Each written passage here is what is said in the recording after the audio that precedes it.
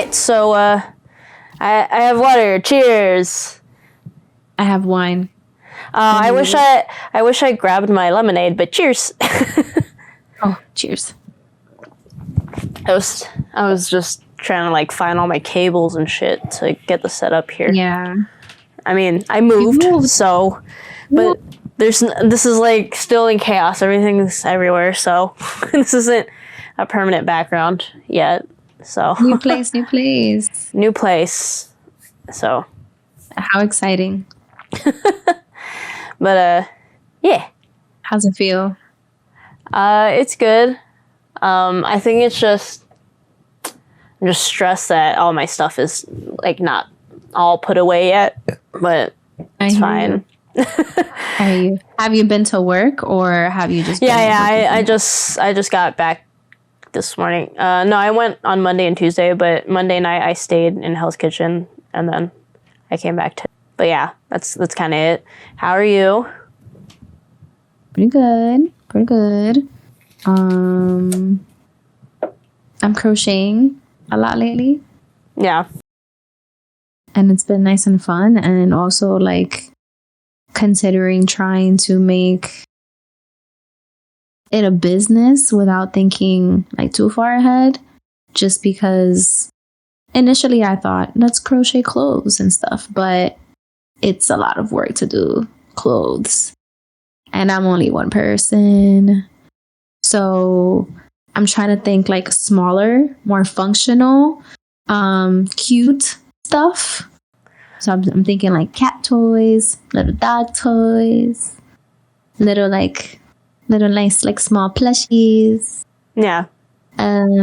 Just like fun little stuff like that. So all right, but I guess we'll keep our usual intros a little shorter today, even though we haven't talked in a while. Yeah. But we got like a bit of a heavy subject today, guys. So there's a new documentary out that literally just came out the other day. And it came out Sunday, and then there's a second part on Monday. So, in our usual theme of like 30s dirty and thought, and today is like kind of delving into the 30s and the nostalgia parts, but maybe in the sense that this documentary is Quiet on the Set, which covers the dark side of children's TV shows, particularly Nickelodeon in this docuseries. And, we're in our 30s, so we grew up with all of those Nickelodeon shows, all of, not the cartoons, but obviously with live actors, stuff like Victorious, Drake and Josh, Amanda Show, all that, all 90s, early 2000s shows. And most of those actors are either like around our age or a little bit older. So it's just, it was an interesting topic. Don't worry, the next episode will be a little bit more fun. But I think we wanted to get into it just because it is something that was a part of our childhood. And when I heard the documentary coming out, I just thought it would be kind of an interesting thing to like watch and find out a different perspective of those shows. And yeah, it's gonna get a little deep and a little rough. Trigger warning of mentions of SA and child abuse. So just let us know, just letting you know that now. Yeah, so I feel like this was crazy to watch because I feel like there was a lot of fun memories as a kid watching these shows, watching Nickelodeon in general, but realizing that it's kind of crazy just to know that maybe what might be some like fun memories to us might be like some of these actors' nightmares from their childhood, which is sad because they're not only were they a part of shows that we enjoyed, but like again, they were probably around our age during the time. So, right. Yeah. Watching these shows, I guess watching them back, in the scenes and the photos that they put up in the documentary, I felt like really it was rough to watch because I felt just good memories coming up when I watched those, shows like All That, Kenan and Kel, scenes from all that and the Amanda Bynes show. Totally. Yeah, I used to. Yeah, I watched a lot of her show and all that. I watched all the time. I knew every time they put a new cast member up who was doing the interviews, like I knew exactly who it was because I watched all seasons of all that. Same. I will say shows like Victorious and iCarly and stuff, I also watched those. I will say, as much as I enjoyed the shows, there were weird things in it, but nothing that I really thought were as crazy as they seemed. Yeah, but they were weird. There would be a lot of it made me laugh, but then there was other parts I was like, and I'm not just saying that because I watched this documentary. There were parts where I was like, okay, that's a little weird. Yeah, I wasn't that familiar with Victoria Justice. Like, I don't think I ever saw Victoria Justice. So, like, I never saw Ariana Grande before she was Ariana Grande. I watched Victorious. I actually rewatched it a couple, but there were a lot of weird stuff in it too. So you watched iCarly as well? Did you, I also watched iCarly. I never watched iCarly. The concept was interesting because when I look back on it, the premise of the show is basically like it was like the influencer before influencers were a thing.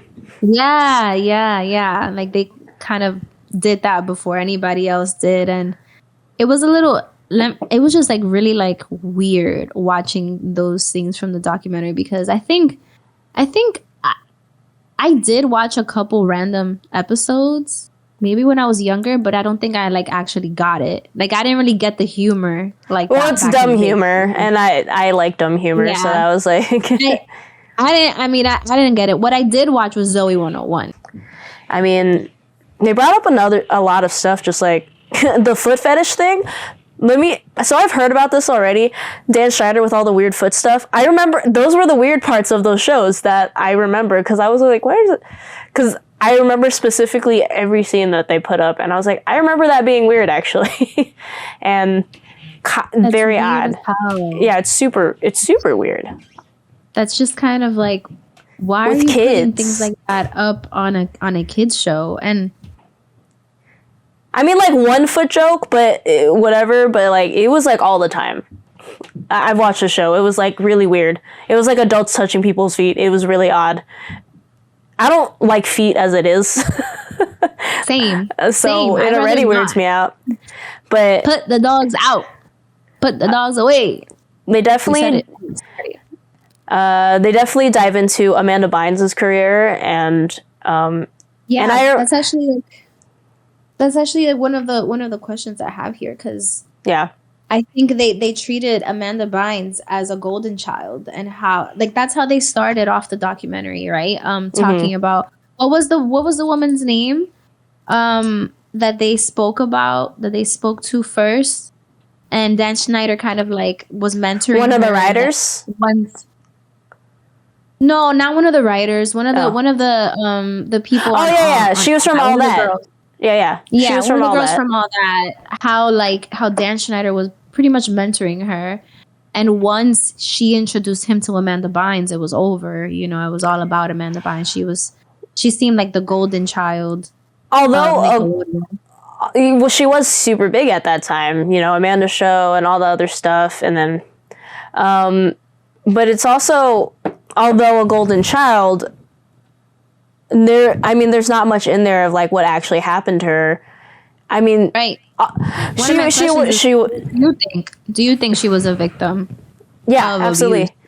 Absolutely. But because her career was so hot at that time, and they mention it a lot in there, when things were happening, she just trusted him because he was always around, like, especially when remember it said in the, like some of the writers and stuff who were around were talking about how she confided in him because at that point he made her believe that he was there for her and that he was taking care of her.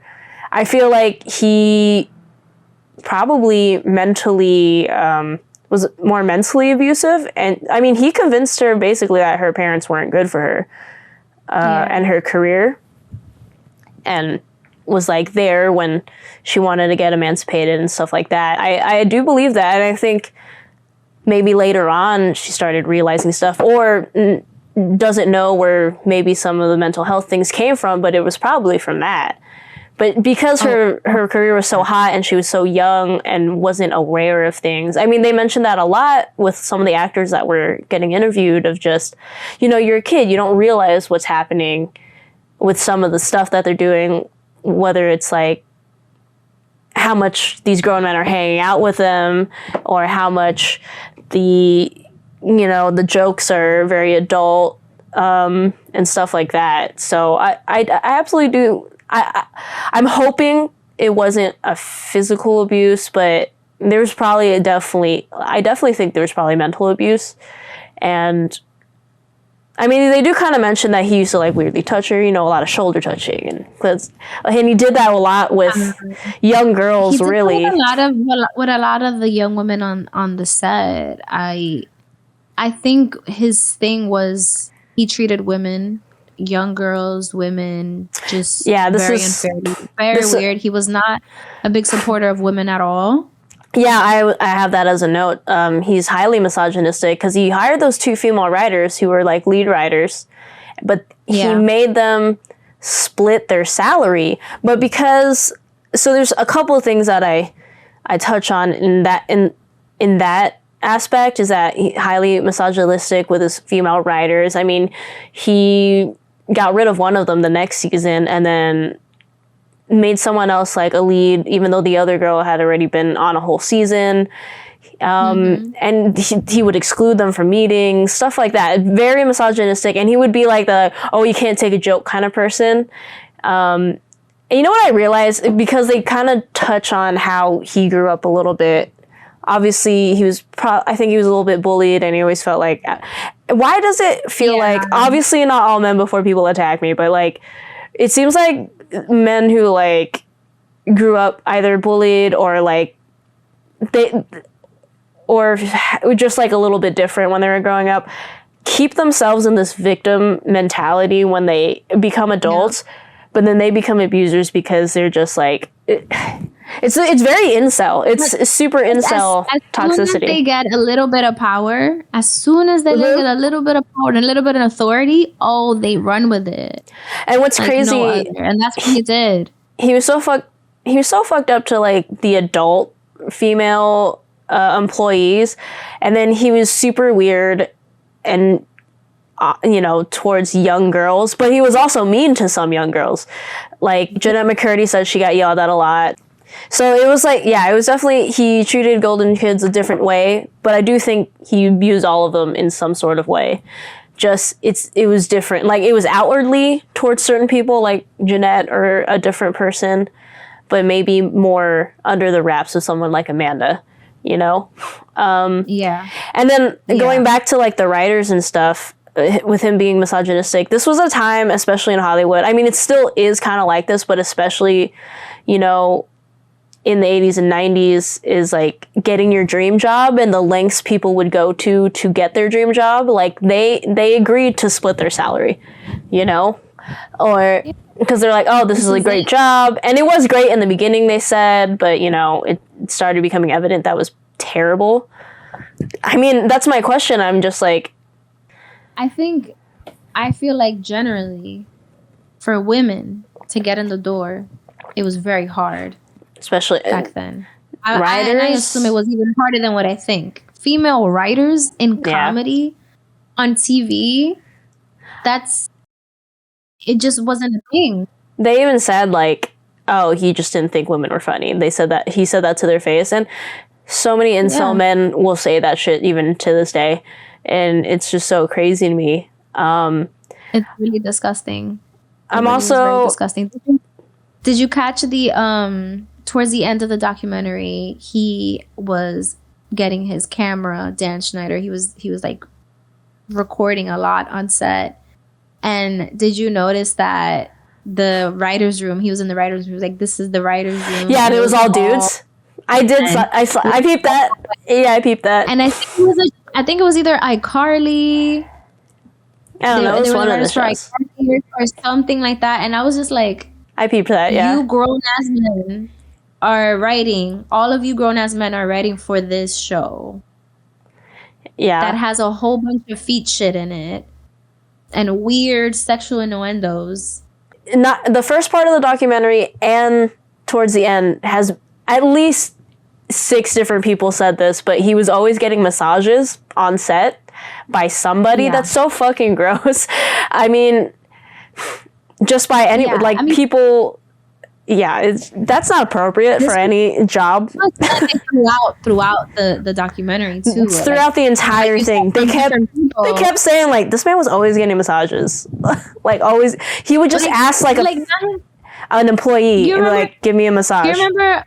You remember in the documentary when someone said that he would just call like busy women, like, you know, asking like, hey, like, come give me a massage. And the girl is like, he knows I'm working on 2 shows. Yeah. And she would go anyway to give him a massage.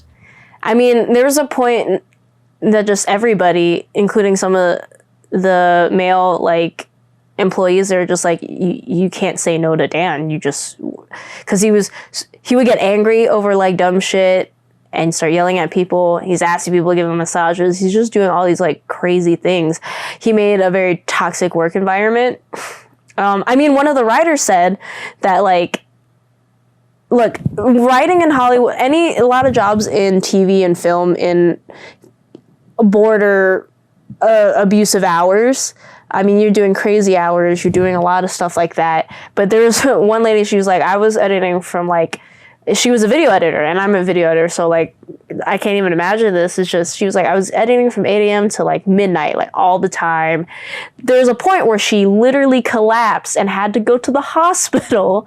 She got hospitalized. And then he was like, so when can we finish editing this episode? And she still was like, I'll get it done kind of situation.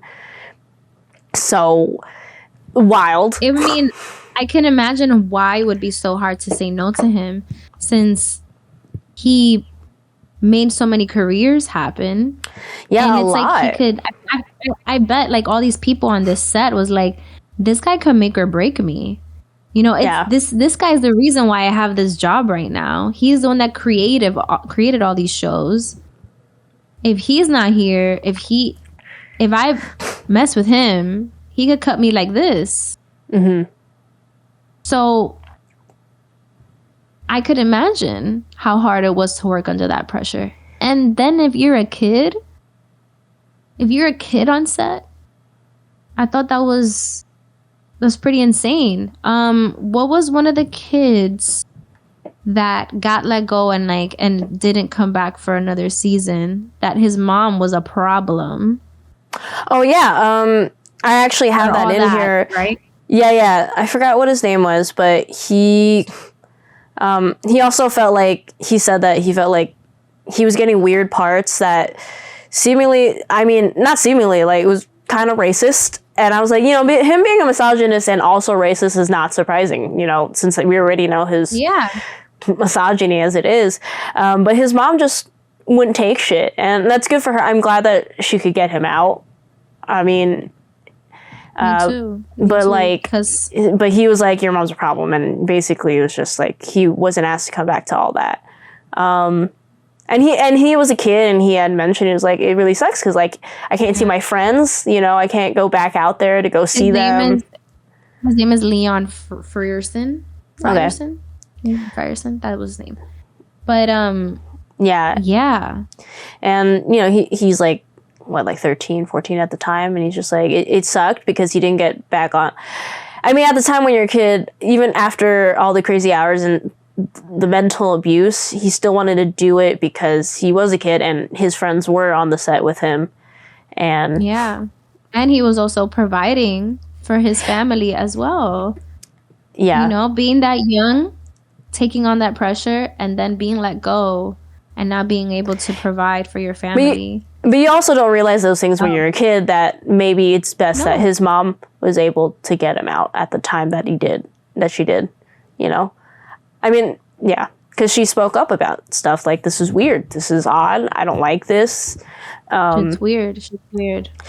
So it goes into also people in Dan Schneider's circle, and there were at least 2 other sexual predators. I forgot the name of one of them, not Brian Peck, but the other guy who was... I think his name was It was some Not other guy that Michael. was working with the kids, and he was a little bit on the younger side too, but he was also working there, and he had sent lewd photos to an aspiring actress who was like a literal child, and he got arrested. Yeah. And then the next one, this one was crazy because they dove into the story even more. Brian Peck, Pickle Boy, who I remember Pickle Boy because I watched. Always thought that was weird. I felt like it was weird when I was watching it, but I just didn't know why. Yeah, exactly. Like when I was younger, I just felt kind of like, and I sort of like ignored it. Like same. And it's crazy because one of the actors, Kyle, I forget his last name, Kyle. He was on All That. He was the white boy with the red hair, or darker red hair, I guess. But I remember him too on the show, and he was talking about when they had a party at Brian Peck's house, and he has like a lot of memorabilia, blah blah blah. But he goes and he sees like this clown painting, of which Brian Peck. On the back, he shows him that it was autographed by somebody with a note, and the person that it was John Wayne Gacy, who there's multiple movies and other stuff about this man. He is also a known child sexual. Well, I don't know. Was it children or was it just generally sexual abuse against people? Didn't he kill like a bunch of men? Yeah, I think it was because I get him confused a lot with Jeffrey Dahmer about like what they did. I mean, they're all fucked up. They're all sexual predators, essentially. Yeah, he's a sexual predator for sure. He's a sexual offender, serial killer, rapist. And so, and then it goes into basically ending the first part of the docuseries, those 2 episodes, where they reveal that, Brian Peck eventually gets arrested for lewd acts with the child, and it was someone that was on one of these Nickelodeon shows, on a Dan Schneider show, and they show that it's Drake Bell, which they did show in the promos. They just show him sitting. That's how they ended it, and he comes into the frame, and that's the end of it. And it goes into the second part that comes out the next day, and they dive into Drake Bell's story, which is also something to mention because he also was caught for a, what was it exactly? Yeah, well, he got caught exchanging messages with a minor, right? Mm-hmm. So also kind of a similar thing which is not something you should have done, obviously, and should be punished for those crimes. But I also realize I've listened to a lot of true crime podcasts, like a lot, and it seems to be a very large theme of like the abuse, hurt people kind of situation. A lot of abusers, not all of them obviously, but a lot of them were abused growing up or had really terrible upbringings, and Drake certainly was a victim for sure, with everything he talks about. And what he did obviously was also not appropriate and is not good, but I also don't think it's to the lengths that what happened to him either. Yeah, I don't think so either, but I also think the fact that he was dealing with this stuff by himself, like nearly by himself, he wasn't telling anybody about it. That's usually how victims are, you're kind of just like suffering in silence. This is his first time he says that he's ever talked about it to anybody. It hasn't come out until now because all those years it was just anonymous. The person was not outed at all. So they really kept that shit under wraps though. Like nobody really knew. That was crazy. They definitely did. People were speculating about other people on set, but they were really trying to keep it quiet. But I thought it was really interesting. I thought it was really interesting that when Dan Schneider found out that he supported his. So you know what's so crazy to me? Why that is also crazy that Dan Schneider supported him is just that it's clear his misogyny of how he treats the younger girls and how he treated Drake when he was in trouble. It's insane to me. It's so mentally fucked up, though. Like, there's a thing that Drake says about Brian Peck. As a grown 40-year-old man, there's this quote he says that like is crazy to hear when he said it. He says, we had like why they hung out a lot. He said, we had a lot of the same interests. I guess looking back, that was probably calculated. And that that's wild, that quote. And right when he said it, I was just like, it's probably calculated. That actually stood with me too when he said that. I was like, oof. Like, probably, And that's how much you could tell that he's been dealing and struggling with this in therapy. Because you're still kind of like, oh, like, we were so close. We had so many things in common. But I guess, like, it's kind of like, he realized it in that moment, kind of. He was kind of like, oh. And with him and other people who are like these children abused on these sets, is just when you're young and like we were talking about earlier, you're not aware of some of the things, but also you don't have the words to really like defend yourself in that time because you're young and you're like, do I bring it up? Because this is also 90s, early 2000s, and mental health was not taken very seriously. It's still, it's getting better as it is, but I know growing up, because our parents are like, boomers and like Gen X and stuff like that. And it's like, mental health wasn't addressed as much until now, really. So it was hard as a kid, I'm sure, being just like, what did I put? Like, can you even imagine like being stuck with your abuser all the time and then not like having a fear to tell anybody, and also just generally not knowing how to tell anybody, and if it's something that you should even bring out? Like, I can't personally ever imagine that, because he had to, basically, Brian Peck, everyone trusted him so much that he would drive Drake to his auditions and shows, and he was also a musician at the time and would go to this kid's shows and all. He's like a teenager at this point. The fact that he would drive out to see Drake's band hours away to see him, I think it's kind of crazy. I think it's, well, it was also like they would like follow him around, like when at that parade one, he was like, yeah, they were just like kind of following him.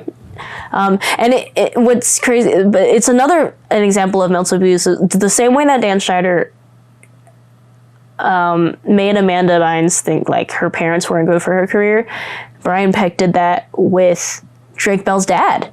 That was pretty heartbreaking. I remember seeing his father and the interviewer asking him how he felt basically about when he found out what happened to Drake. I mean, Drake, I cried too. I mean, even before that, when Drake said, when I finally told my dad, and he was like, yeah, I'm so glad that they finally got him. I knew it. I'm glad that he didn't get to you. And yeah, it was before Drake was able to tell him who it was.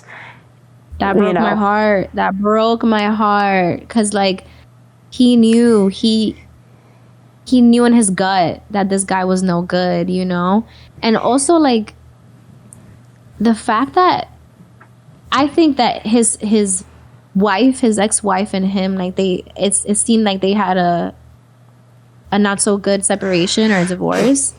And I felt like it was so crazy that Drake's mom didn't believe his dad, like she was just kind of like so hesitant to. I also feel like there's a lot of nuance to that, because it's easy to blame sometimes like the parents, and even though a lot of the times it's pretty obvious that it was an issue with parents, but I also feel like in these kinds of situations, It's because hard, he was. I'm not necessarily saying that I'm blaming the mom at all. No, that's not where I was getting at. I mean, like, Okay, I was just saying that in these types of situations, there's so much of a social circle. So like with these, like with Dan and with Brian Peck and everyone, literally, and the other guy, Handy, like everyone was like, they seem like good guys, and they seem like, but that's how they learned how to manipulate people. So I feel like it's hard to put a lot of blame on a lot of people in that way, is just because everyone believed something. Well, there was letters about Brian Peck that were coming in his defense, but what I will say about that, okay, I think they're crazy and it is fucked up, but I also feel like there was most likely a lot of misinformation before given to these people at the times that they were sending these like support letters. Not that it's still fucked up. Like, admittedly, it's still really fucked up. But I also don't know if anyone really knew the extent, and they also probably didn't. They didn't know who it was at the time because they kept that under wraps. But I don't know if they fully knew the extent. Like, do you think they knew the extent of like what his actual crime was? Besides that, he just got arrested. I'm not sure. You see, in the beginning, when the letters were presented in the documentary, I thought, oh my God, this is crazy. This is wild. Like when the blonde woman, when she was saying that we don't know, of course, we don't know if, you know, they were being told the right information about what was really going on. But in those letters, some people said like, oh, like Brian had to been like extremely tempted. And they're all still fucked up. Like, it's because they still have the assumption that he can't commit whatever crime that he committed, whether or not they had the full information. So that's why I'm saying it's still fucked up, because they're all still victim blaming in those letters. Exactly. You know? It is. And it's like, and this is how these people get into people's minds, you know? These predators get into people's minds because they're cherry picking who they're abusing. Yeah. And they're acting like charming people in front of the community, their immediate community, the industry that they work in. That's just how they manipulate everybody around them. So I don't necessarily blame these people who wrote these letters of support. No, yeah. But I'm also thinking like, wow, if let's say like I was a person on Drake's side, him saying that he's walking into the courtroom and Brian Peck's side is jam-packed with people, I think that's a little crazy. Yeah. Because if I hear somebody being accused of anything remotely as upsetting as what Brian was accused of, what Peck was accused of, I'm gonna give you a side eye and I'm gonna be like, oh, I don't trust you. Just for the sake of this conversation, but not hope people don't like make me out to be some bad person, but to be a devil's advocate of sorts, there's a proven like statistic of people being accused of crimes that they didn't commit though, and where people automatically blamed them. It's easy to say like, you guys, you know, you're not recognizing that he did this crime and not questioning it. But then there's other people in other crimes where people didn't commit the crime, but people were so quick to side eye. And then it turns out many years later that person is innocent. So like, where's the fine line trying to figure out your own information, you know? I think it should be on the person. It should definitely be on the person to find out the information, to research if they hear about something like this. I feel like there is always ample time between the arrest and the trial of any case. That's true. I watch that SVU. So no, it does. It does technically take a long time, even in the true crime stuff that I listen to. You know? So I think there was time to do some research. I think there was time to ask around, time to ask like in the industry. Yeah. You know, again, these people cherry pick their victims. So it makes sense that somebody like James Marden wrote to the court and said like, oh, like, you know, Peck was working with closely with him when he was a child actor too, and like nothing like that. I think that's also cherry picking seems to be how maybe they get away with it, you know, because it's not every single person that it's just this and that. I mean, it's like how Dan Schneider's abusive, like mostly women, but he's like by Drake Bell's side. So when he's getting abused, it's like it's like almost like a strategy to just not ever get caught. It's a strategy. Exactly. Like Drake says, like everything seems more calculated when he thinks about it, you know, in his past. It's creepy, it's weird, but and then getting into the Dan Schneider stuff, like moving forward, is just when they start interviewing like Jeanette McCurdy and everybody else, and like just all the weird behavior because he was always so manic and he would get angry. There's another Jeanette wasn't in the documentary though, right? She was, very briefly. She talked. Was she? Mm-hmm. She's on video camera, like she's on webcam. Talking about. I thought that was a clip from something else. Or maybe it was, but she is technically her presence is in it, talking about it, purposely talking about it. Maybe it wasn't necessarily specifically the interviewers for this docuseries, but it is about the subject. But like how they used to like go out on PR things, and he was just I have this other quote of a literal video of him. It looks like they're at some like meet and greet or like tour or whatever, and it looked like the cast of Victoria's, because I saw Victoria Justice. And then he's on the microphone. He's like, "Come on, guys! Like, you can be the cast. You can touch their hair, ask them questions, personal or inappropriate, whatever you want to do." And like they're all teenagers. They're all kids, you know? Like, what a weird thing to say. I remember that one. He said personal or inappropriate questions. Like, what? They're children. What? No.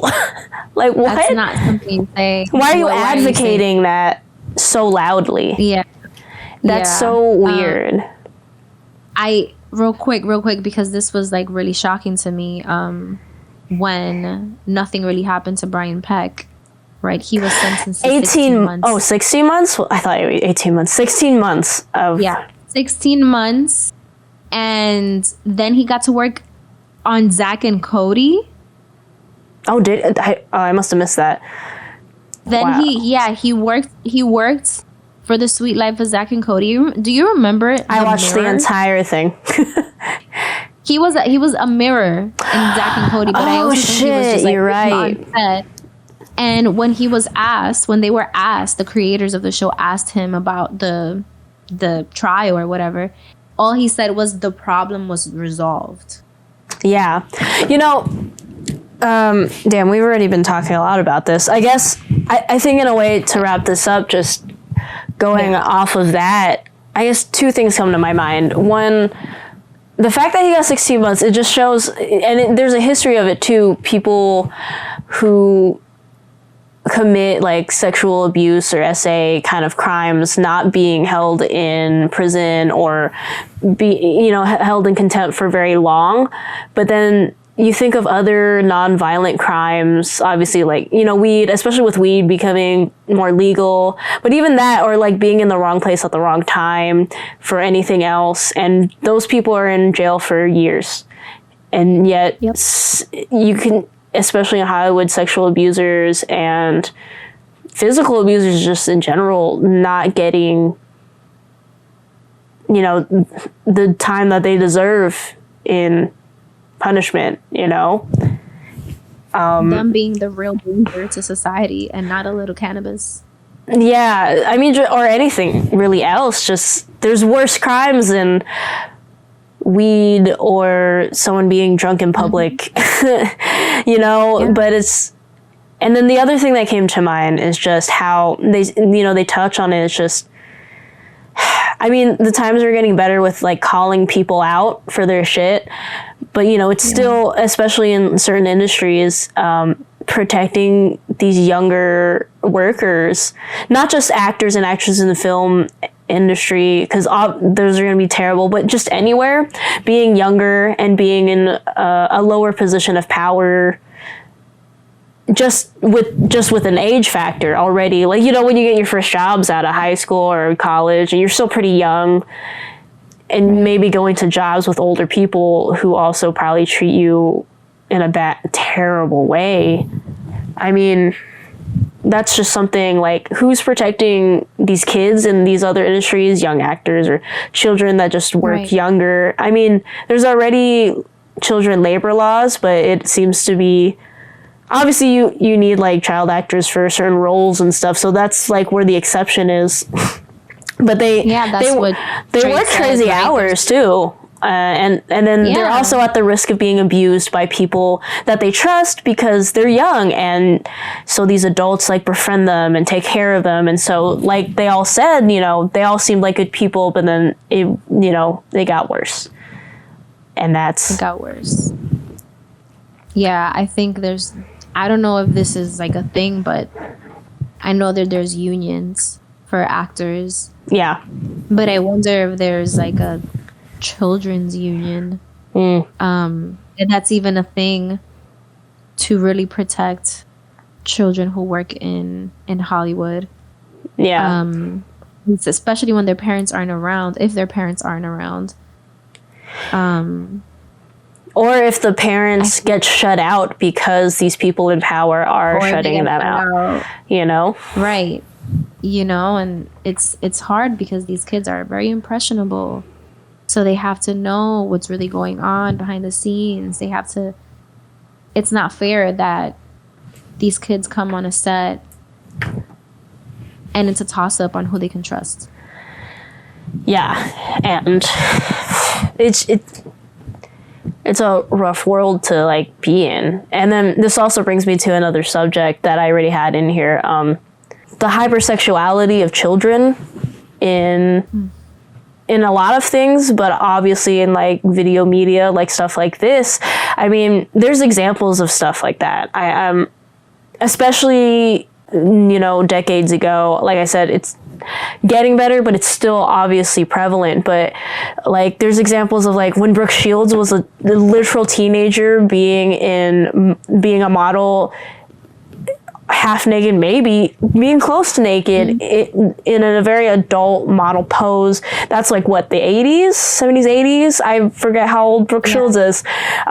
Drew Barrymore, there's literal photos of her being a child, not even 10 years old, being at like Studio 54, and like and people let them, and this is where it's more questionable of like the parent thing, because they're letting their little, I don't know much about her background in terms of her parents, but it's just, she's in these, like all these young stars, especially 70s, 80s, and even before that, actually. Let's just go back to when Hollywood entertainment came in, really.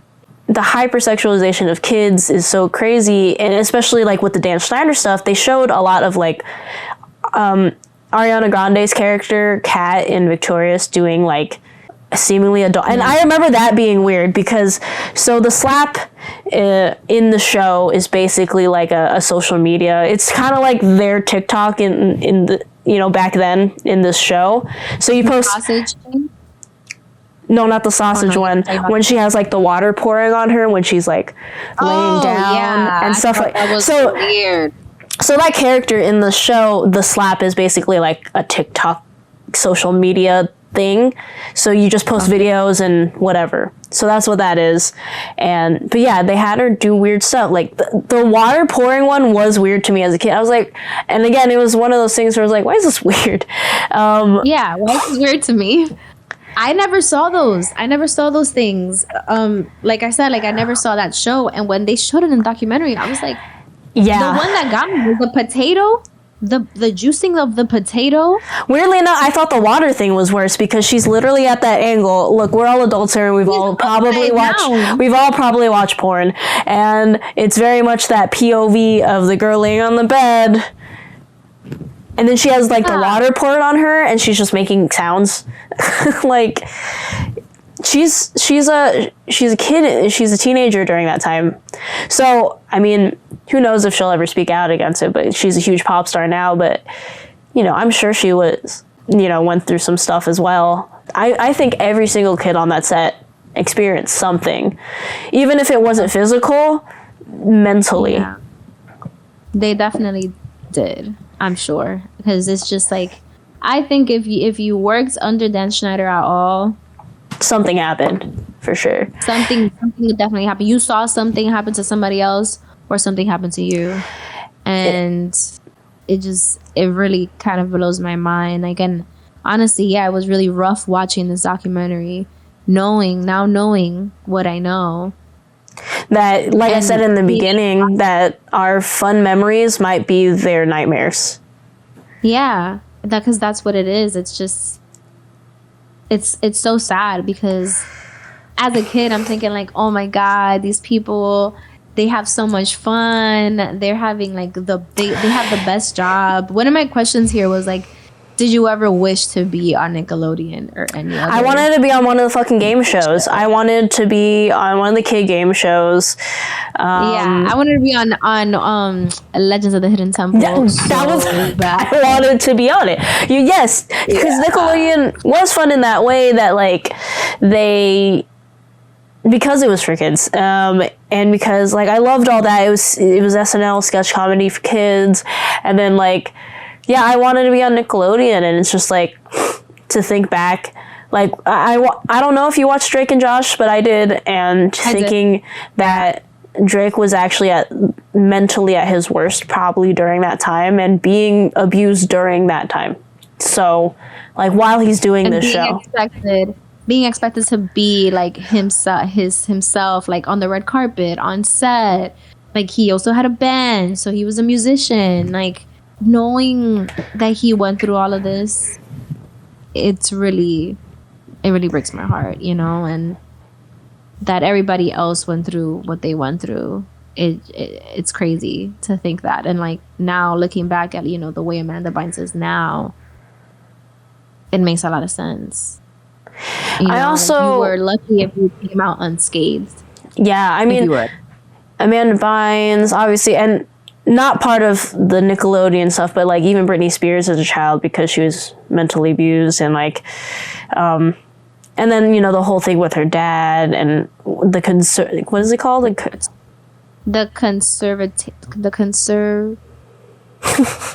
I don't remember. Don't tell us dumb.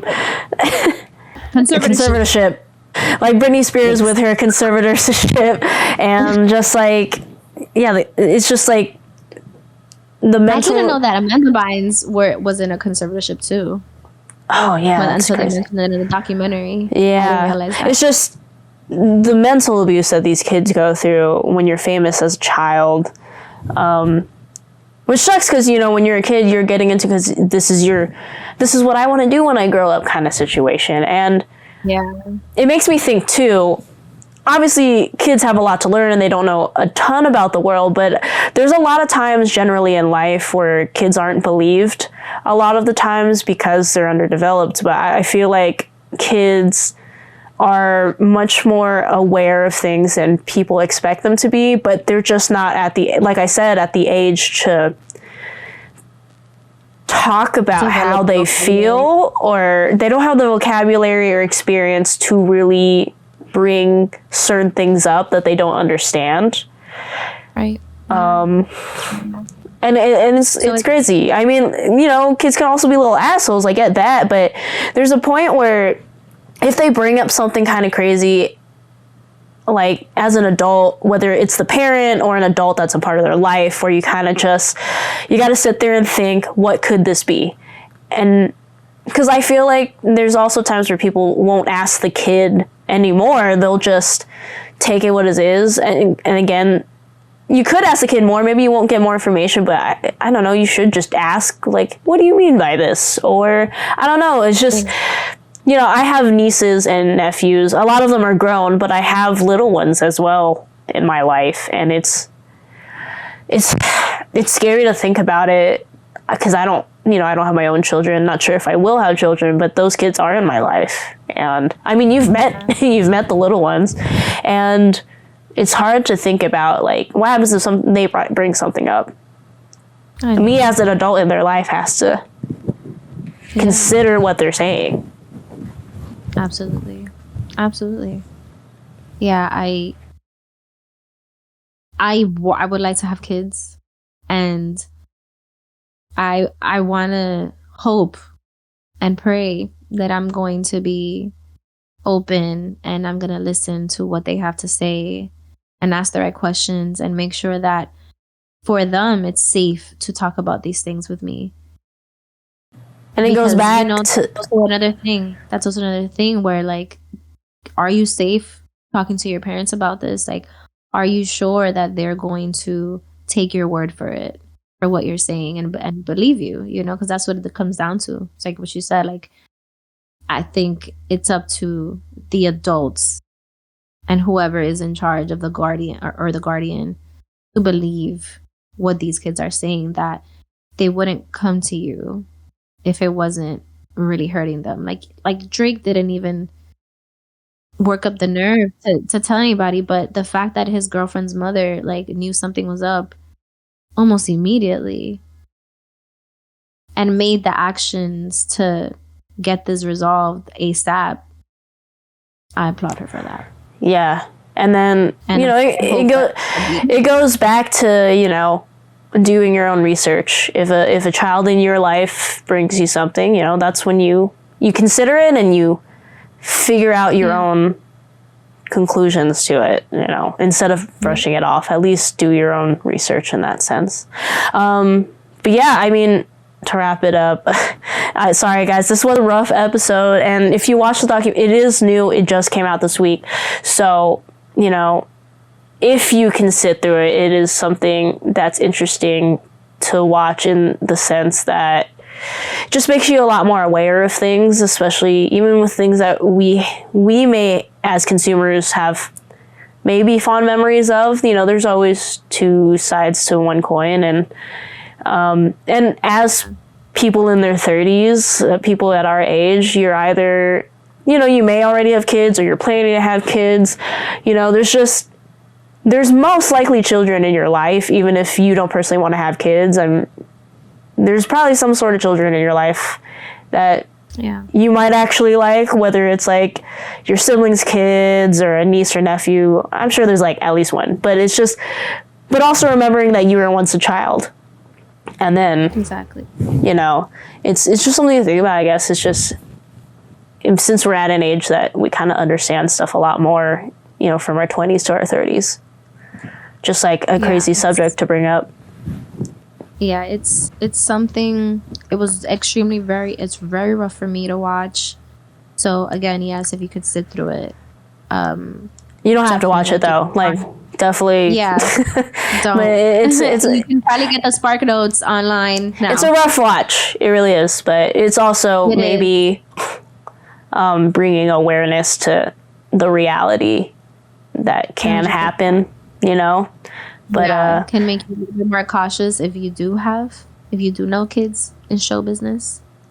I guess.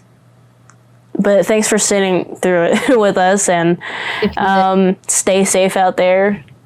And yeah, I mean, rough episode. I promise will be less of a bummer. Well, not a bummer, but less serious for the next episode. I think we need a palate cleanser for the next one.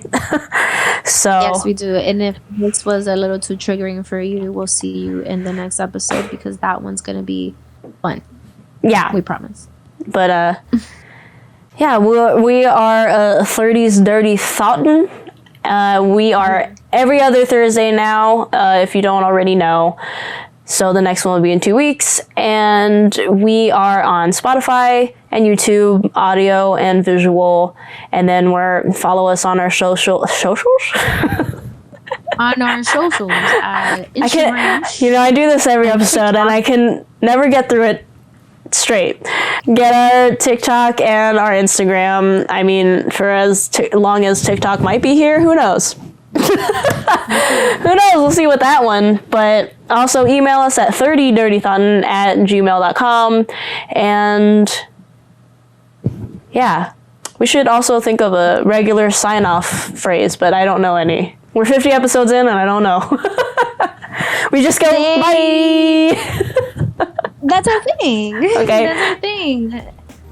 Stay dirty, stay thoughtin', and bye. Bye.